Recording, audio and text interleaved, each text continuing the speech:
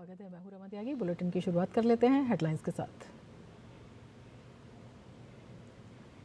प्रधानमंत्री नरेंद्र मोदी ने झारखंड में बीजेपी के चुनाव प्रचार को दी धार। रांची में पीएम के रोड शो में उमड़ा जन सैलाब। बोकारो और गुमला में जनसभा के दौरान जेएमएम सरकार पर जमकर बरसे प्रधानमंत्री।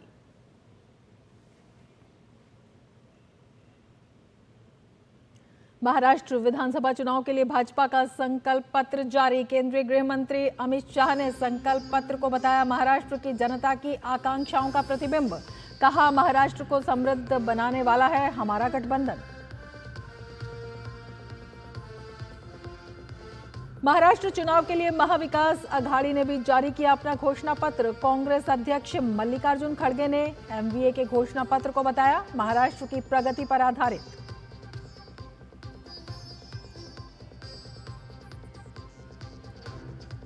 मैक्सिको में क्वेरेटारो शहर के एक बार में गोलीबारी। 10 लोगों की मौत, 7 लोग घायल। पुलिस ने शुरू की जांच।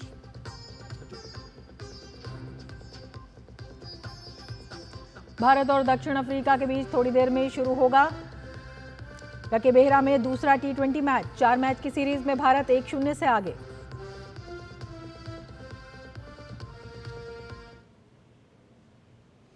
और अब विस्तार से समाचार। प्रधानमंत्री नरेंद्र मोदी ने झारखंड में बीजेपी के प्रचार को धार देते हुए रांची के उसी मैदान से न्यू मार्केट चौक तक रोड शो किया। इस दौरान उनकी एक झलक पाने के लिए जन सैलाब उमड़ पड़ा। सड़क के साथ ही छतों पर भी बड़ी संख्या में लोग मौजूद रहे, जिन्होंने हाथ हिलाकर पीएम मोदी का अभिवादन किया। पीएम के साथ रोड शो में रांची से प्रत्याशी सीपी सिंह और हटिया के प्रत्याशी नवीन जायसवाल भी मौजूद रहे।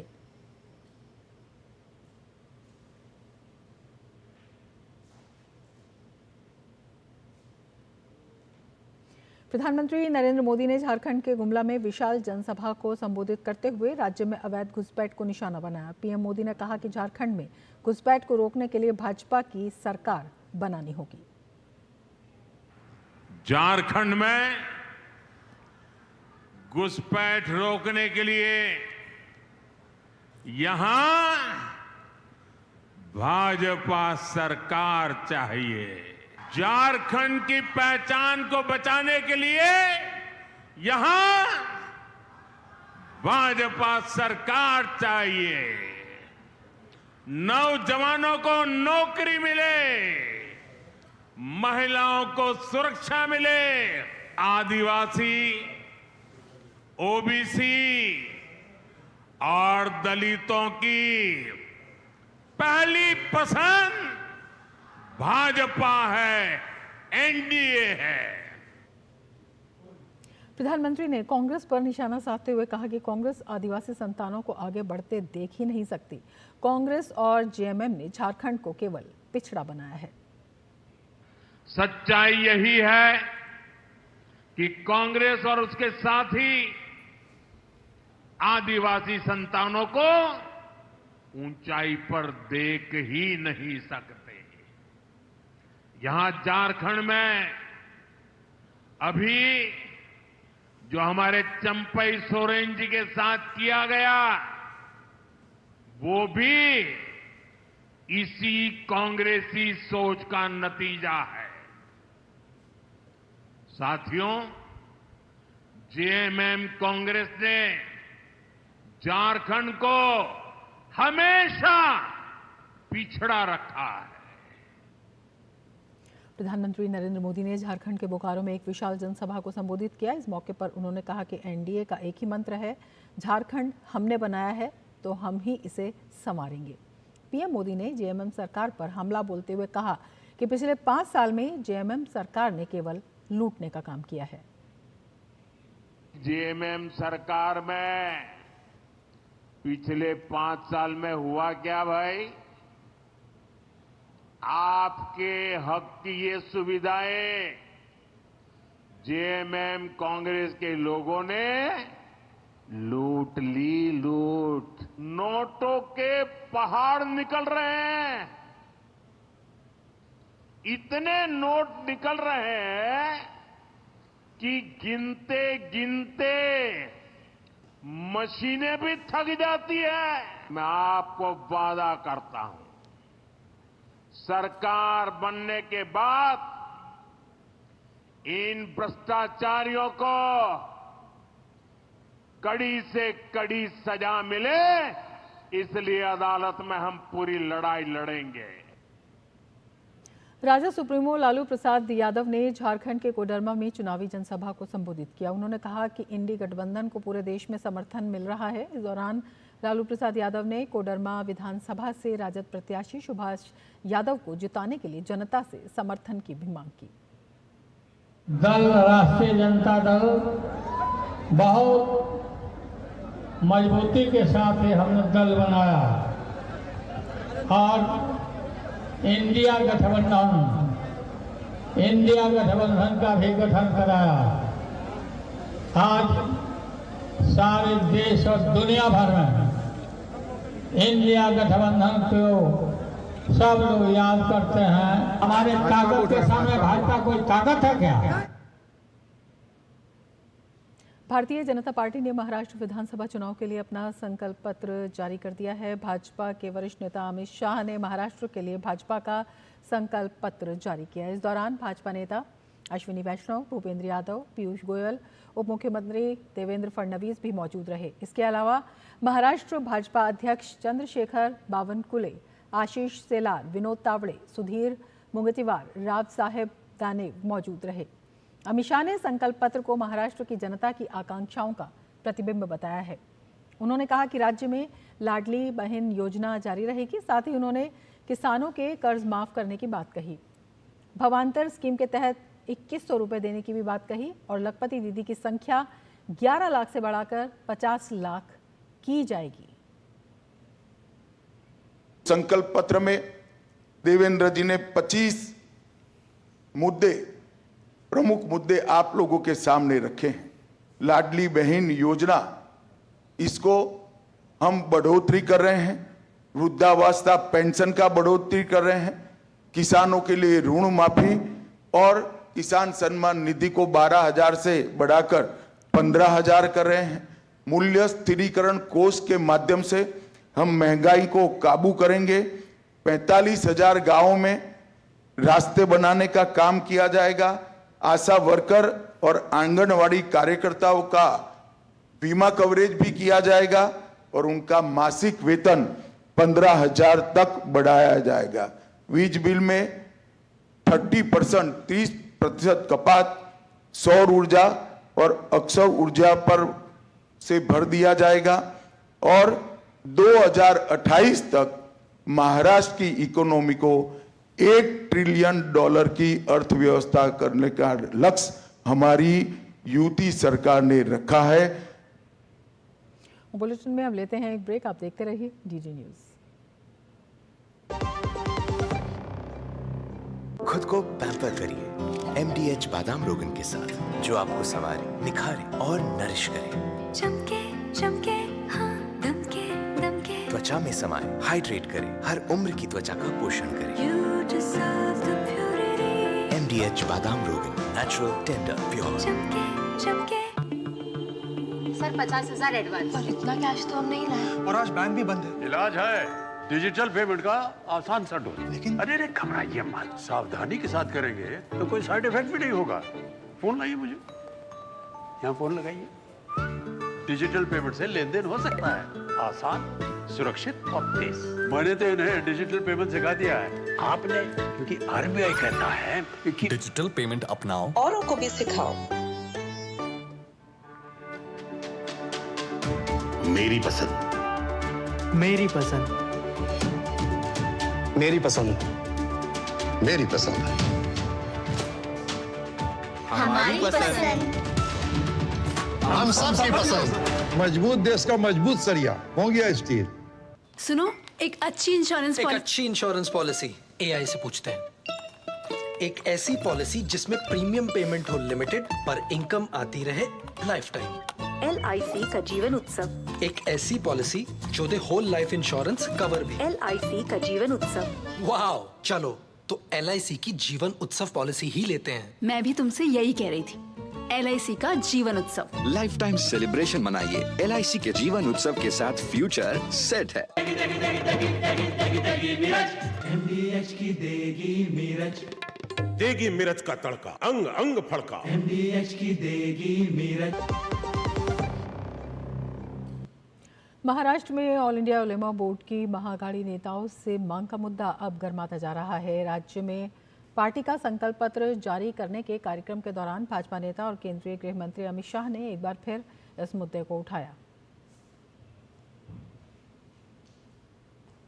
उलेमाओं की एक संस्था ने मांग की कि माइनॉरिटी को आरक्षण दिया जाए और कांग्रेस के अध्यक्ष नाना पटोले जी ने इस मांग को स्वीकार करने का पत्र एक्नॉलेजमेंट एक दिया है।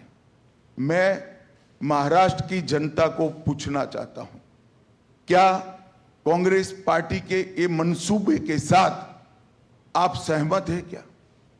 एसटी, एससी, ओबीसी, दलितों का, आदिवासियों का और पिछड़ों का आरक्षण लेकर मुस्लिमों को देने के पक्ष में महाराष्ट्र की जनता है क्या?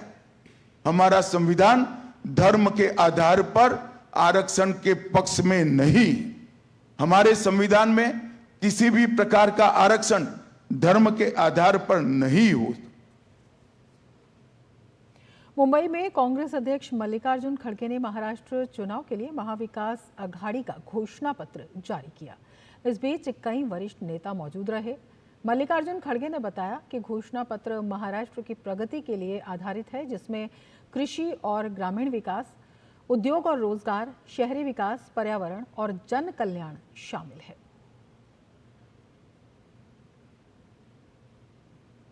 कांग्रेस अध्यक्ष मल्लिकार्जुन खड़गे ने मुंबई में संविधान बचाओ सम्मेलन में कहा कि स्वाधीनता आंदोलन में कई वकीलों ने वकालत छोड़कर देश के लिए कार्य किया। सैकड़ों वकीलों ने कांग्रेस को मजबूत बनाने में अपना योगदान दिया। स्वाधीनता आंदोलन में कई वकीलों ने लाखों की वकालत को छोड़कर देश के लिए काम किया।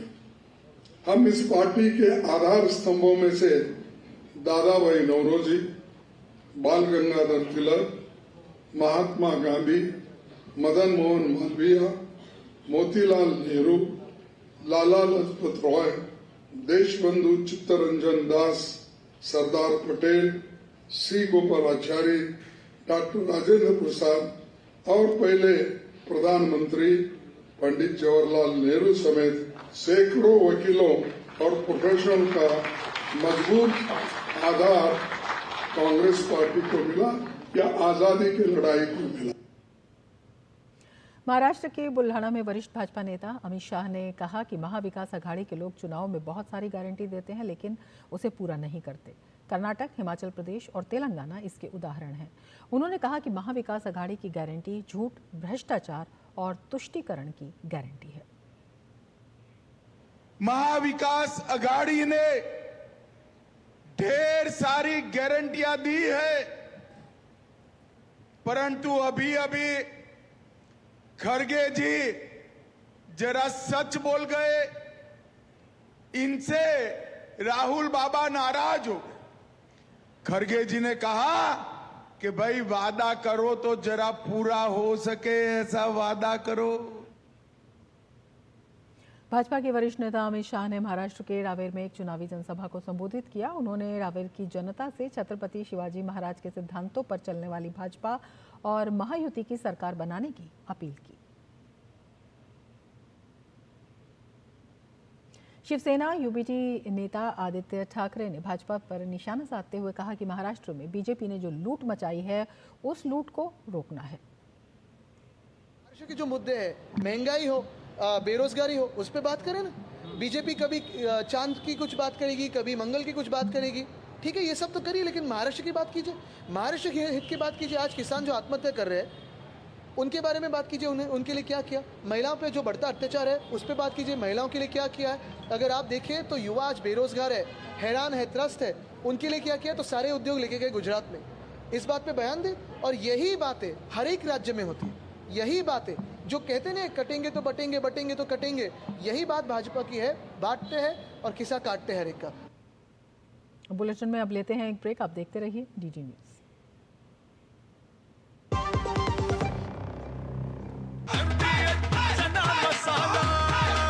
अब अब छोलिया हो या लोबिया, सफेद चने या काले चने, सब कुछ मजेदार बने। MDH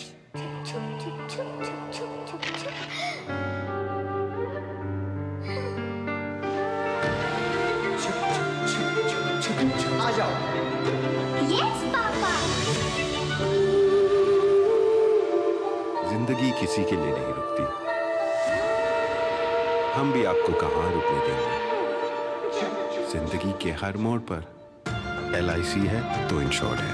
LIC हर पल आपके साथ। जब धरती चीर कर निकलता है लोहे का पत्थर और मिलता है मोंगिया के जोश से, फिर तपता है, पिघलता है और बनता है फौलाद। अब होता है सरिया सारी खूबियों के साथ। मोंगिया स्टील, मजबूत देश का मजबूत सरिया।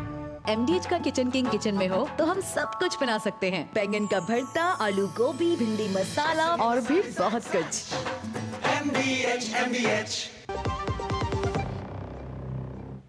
जम्मू कश्मीर में संस्कृत भाषा का प्रचार प्रसार करने के लिए निरंतर प्रयास किए जा रहे हैं। इसी कड़ी में जम्मू कश्मीर के मनोसिना ने राजभवन में श्री कैलक ज्योतिष एवं वैदिक संस्थान ट्रस्ट की दूसरी मोबाइल संस्कृत गुरुकुल वैन को हरी झंडी दिखाई। इस अवसर पर उपराज्यपाल मनोज सिन्हा ने संस्था से जुड़े सभी लोगों की संस्कृत भाषा और संस्कृत शास्त्रों के शाश्वत ज्ञान को लोकप्रिय बनाने और उनके निरंतर प्रयासों की सराहना की। मोबाइल संस्कृत गुरुकुल जम्मू कश्मीर में देववाणी संस्कृत के प्रचार प्रसार के अभियान का एक हिस्सा है।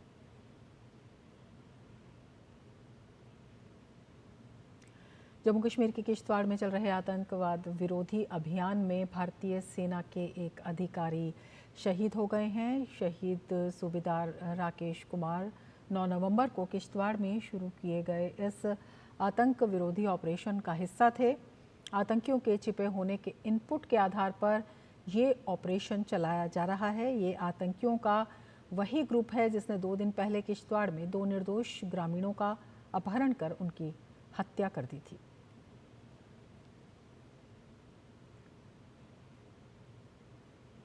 केरल ने अपने सीप्लेन पर्यटन के सपने को साकार करने की दिशा में एक महत्वपूर्ण कदम उठाया है।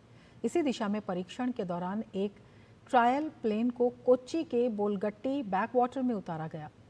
ये सीप्लेन सुबह 11 बजे आंध्र प्रदेश के विजयवाड़ा से उड़ान भरकर दोपहर 2:30 पर कोच्चि में उतरा। ये केरल के पर्यटन उद्योग में एक नए युग की शुरुआत है। ये सीप्लेन राज्य के शानदार जलमार्गों को आसमान से जोड़ने का काम करेगा। भारतीय नौसेना की 2 महिला अधिकारी नाविका सागर परिक्रमा अभियान 2 के तहत नौकायन पोत तारणी पर दुनिया का चक्कर लगाने के लिए निकली हैं। अपनी समुद्री यात्रा के दौरान पहले पड़ाव में ऑस्ट्रेलिया के फ्रीमैंटल बंदरगाह पर ये पहुंची। इस यात्रा के दौरान भारतीय नौसेना के लेफ्टिनेंट कमांडर दिलना के और लेफ्टिनेंट कमांडर रूपा ए ने विभिन्न मौसमी चुनौतियों का सामना किया। आपको बता दें कि इस ऐतिहासिक अभियान को 2 अक्टूबर को नौसेना प्रमुख एडमिरल दिनेश के त्रिपाठी ने गोवा से हरी झंडी दिखाकर रवाना किया था। नाविका सागर परिक्रमा 2 एक महत्वाकांक्षी जल यात्रा है जिसमें दुनिया भर के 4 प्रमुख बंदरगाहों पर रुकना शामिल है। काजीरंगा नेशनल पार्क के 2 महावतों को पहली बार अंतर्राष्ट्रीय यात्रा के लिए चयनित किया गया। उन्हें थाईलैंड के लंपांग स्थित नेशनल एलिफेंट इंस्टीट्यूट में 6 से 8 नवंबर 2024 तक आयोजित जेंटल ट्रेनिंग वर्कशॉप में भाग लेने का अवसर मिला। ये कार्यशाला बंदी हाथियों की देखभाल करने वाले मालिकों और महावतों के लिए आयोजित की गई थी, जिसका उद्देश्य बंदी हाथियों के कल्याण के लिए कदम उठाना और उन्हें नई तकनीकों के बारे में प्रशिक्षित करना था। महावतों को इस प्रशिक्षण में बंदी हाथियों के साथ सकारात्मक, शांतिपूर्ण और प्रभावी तरीके से व्यवहार करने की नई विधियां भी सिखाई गई।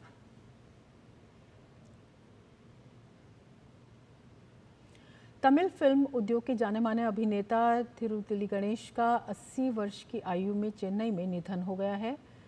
लंबी बीमारी के बाद उन्होंने अपने घर पर अंतिम सांस ली। अभिनेता के निधन पर प्रधानमंत्री ने शोक जताया है। पीएम ने सोशल मीडिया प्लेटफॉर्म एक्स पर लिखा कि दिग्गज फिल्मी हस्ती थिरुतिली गणेश जी के निधन से बहुत दुखी हूँ। उन्हें शानदार अभिनय का वरदान प्राप्त था। उन्हें हर भूमिका में गहराई लाने और विभिन्न पीढ़ियों के दर्शकों से जुड़ने की उनकी क्षमता के लिए हमेशा याद किया जाएगा। उन्हें थिएटर का भी बहुत शौक था। उनके परिवार और प्रशंसकों के प्रति मेरी संवेदना है। ओम शांति।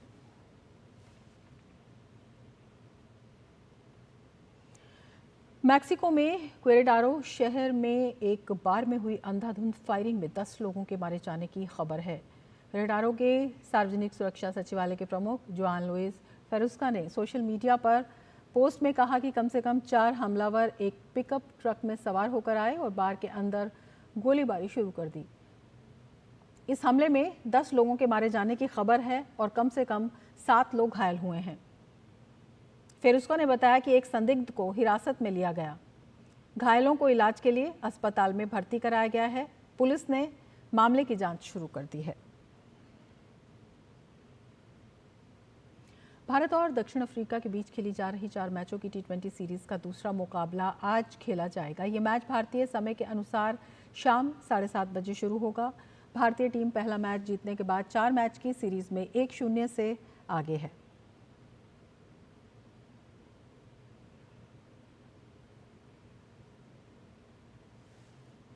इसके साथ ही इस बुलेटिन में फिलहाल इतना ही। नमस्कार।